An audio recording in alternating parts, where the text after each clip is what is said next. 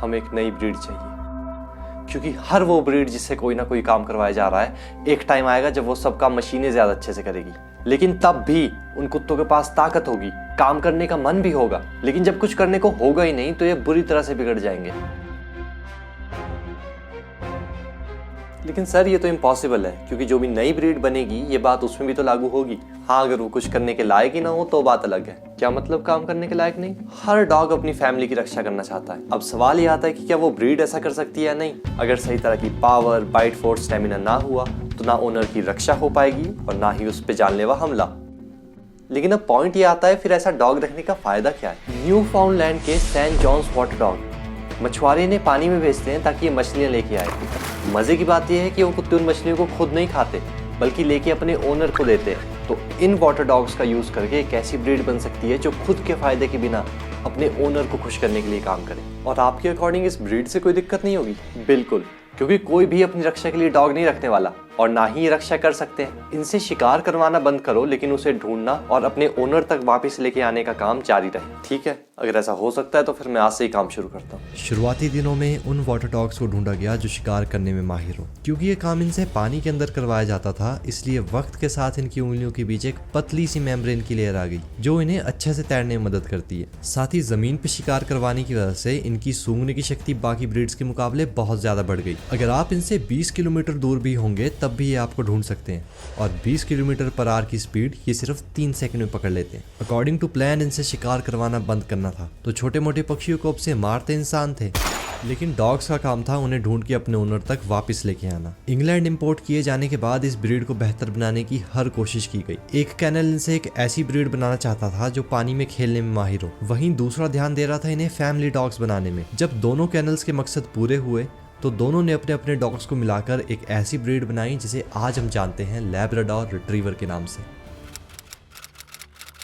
2015 से आज तक लैब्राडोर इस दुनिया की सबसे पॉपुलर डॉग ब्रीड है ये किसी काम के नहीं। सोचो आप एक लैब्राडोर लेके आते हो, ये सोच के कि यार अगर कभी मेरे घर पे चोर आए तो मेरा डॉग मेरे घर को बचाएगा, या फिर बचाना भी छोड़ दो, वो किसी को अलर्ट तो कर देगा कि हम दिक्कत में हैं। लेकिन एक्चुअल में ये होता है।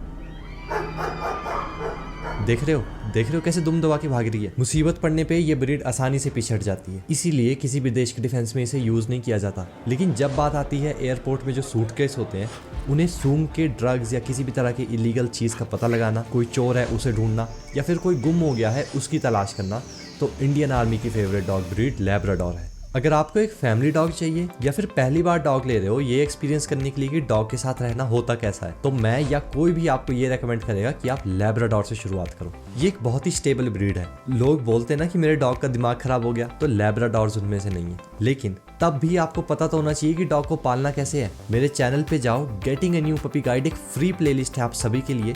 टोटल 13 वीडियोस है और एक एक वीडियो में मैंने डिटेल में बताया है कि डॉग को कैसे पालना है। लिंक डिस्क्रिप्शन में है। जो लोग देख नहीं सकते, लैब्राडोर उनके लिए बहुत ही अच्छे गाइड डॉग बन सकते हैं। किसी को बीपी, डिप्रेशन, कैंसर हो तो कई लैब्राडोर्स ट्रेन करने के बाद एक बहुत ही अच्छे थेरेपी डॉग बन सकते हैं। एज ए थेरेपी डॉग जब भी आप किसी तरह के स्ट्रेस में होंगे तो वो आपके पास आएंगे आपको अच्छा फील करवाने, या फिर अगर हालात बहुत ही ज्यादा बस से बाहर हो जाए तो वो किसी को बुला के भी लेके आ सकते हैं। अब यार एक ब्रीड जो इतने अच्छे से बनी है वो तो अच्छी ही होगी ना, यही सोच रहे हो ना? नहीं नहीं नहीं नहीं नहीं। यूनाइटेड किंगडम्स में पिटबुल्स बैंड है, तो जरा सोचो वहां पे सबसे ज्यादा ह्यूमंस पे कौन सी ब्रीड अटैक करती है? Labrador retriever. इससे हमें क्या पता चलता है कि डॉग की ब्रीड और उसके बिहेवियर किसी भी तरह से लिंक्ड नहीं है। एक लैब्राडोर बहुत ज्यादा गुस्सा हो सकता है, सिमिलरली एक पिटबुल भी हो सकता है। अब पिटबुल में ताकत है आपको मार डालने की, लेकिन इसका मतलब ये नहीं है कि वो मार डालने के लिए बने हैं। ये हाथ अगर ऐसे है तो किसी को जमीन से उठा सकते हैं, लेकिन अगर ऐसे हो जाएं तो किसी को जमीन पे लिटा भी सकते हैं। मेन बात क्या आती है डॉग को सही से रखने की। कैसे रखोगे?